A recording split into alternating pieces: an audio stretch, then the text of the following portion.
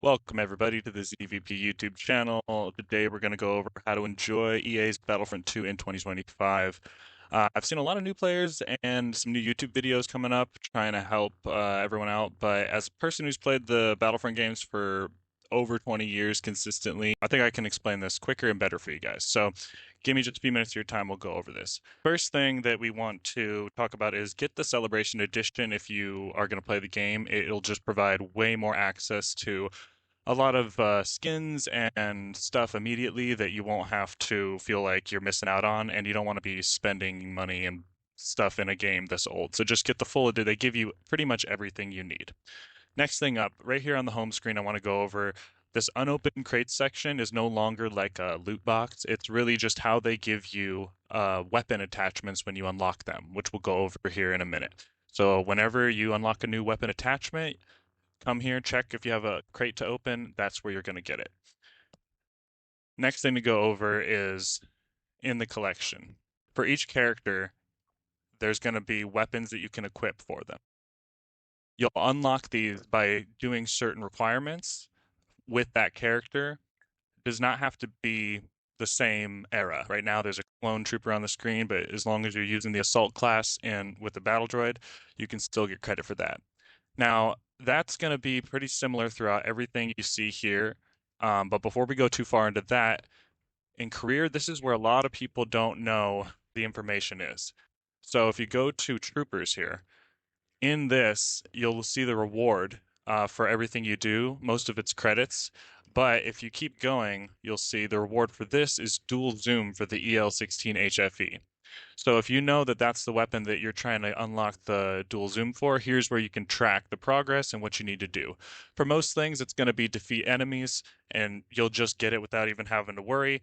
But for some other stuff, it might be a little more complicated. When we get to heroes, that's why some of the things you can't buy or unlock with the Celebration Edition, you have to actually earn them. So if you ever see a Princess Leia or Farm Boy Luke, you know that they have spent enough time in this game to get 5,000 enemies defeated with a light side hero.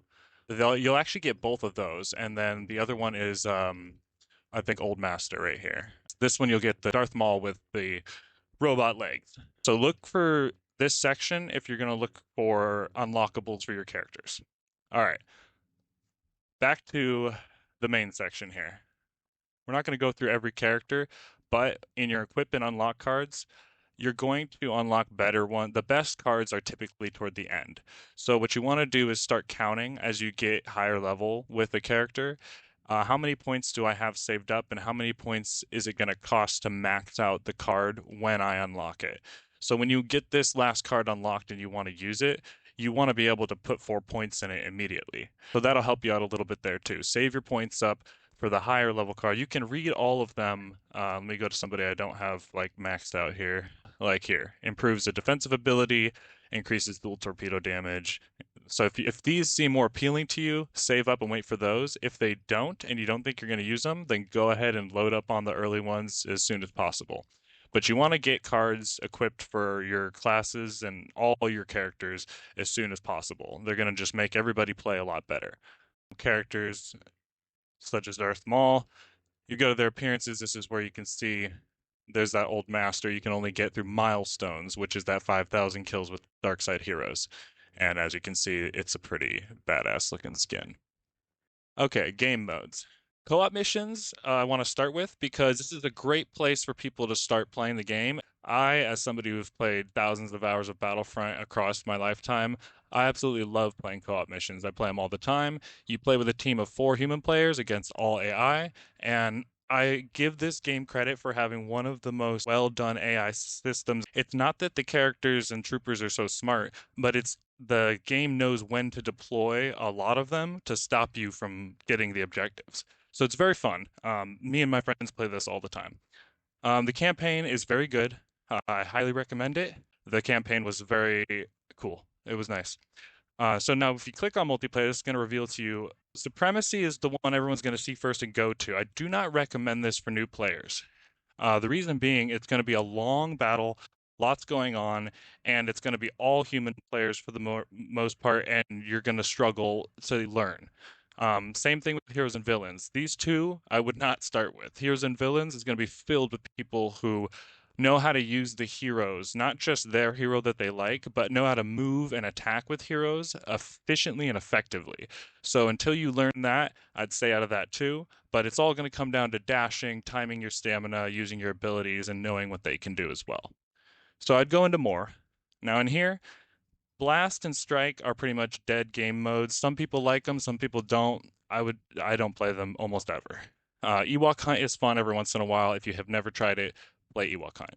Starfighter Assault is possibly one of the best starship fighting death matches that is currently on the market.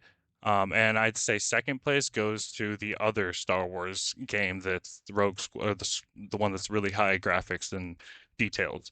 This is a very fun mode if you love the idea of piloting starships, getting good at it, zooming through, asteroids and or other space stations while fighting. This is a great fun mode, the best kind of fun you can have in that regard. And then we have Galactic Assault. This is what I would recommend new players play if they want to play against other human players. This will give you a little bit slower pace. It'll be a little easier to understand how the game is played.